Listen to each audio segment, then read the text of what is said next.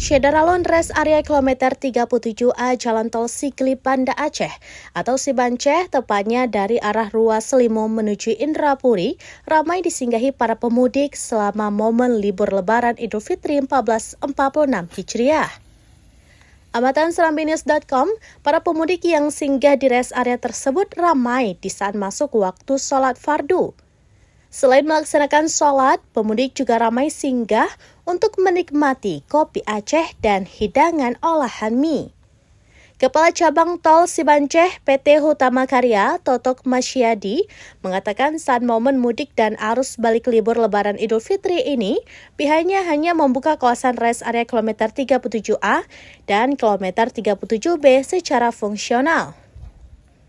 Menurutnya, fungsional rest area ini dibuka selama periode Lebaran 2025, dari tanggal 20 Maret 2025 hingga 10 April 2025.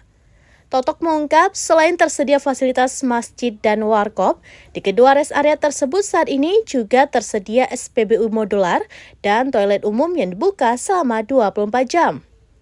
Ia juga menuturkan bahwa alasan hanya masih ada satu warkop di kedua rest area tersebut dikarenakan bangunan dan fasilitasnya masih dalam tahap penyelesaian.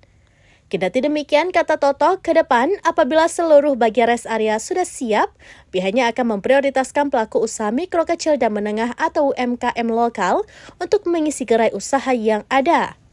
Totok menghimbau bagi para pengendara atau pemudik yang singgah di rest area agar tetap menjaga kebersihan sehingga kondisi layanan dan fasilitas di tempat istirahat tersebut nyaman digunakan. Dari Banda Aceh, Rianza, serambinews.com. Download Tribun X sekarang, menghadirkan lokal menjadi Indonesia.